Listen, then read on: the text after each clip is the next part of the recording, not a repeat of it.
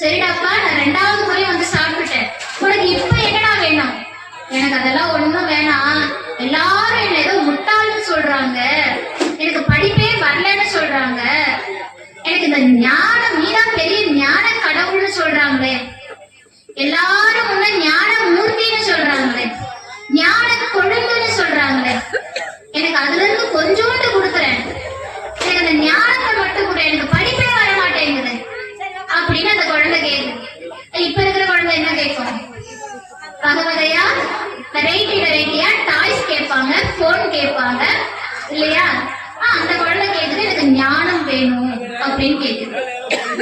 சுவாமி கொடுக்கிறார். எப்படி கொடுக்கிறார்? உன்னுடைய ஞானத்தால பிற்காலத்துல நீ திருமுறைகளை படிப்பாய். அந்த நம்பியாண்டார் நம்பிதான் நமக்கு திருமுறைகளை கண்டெடுப்பதில் ராஜ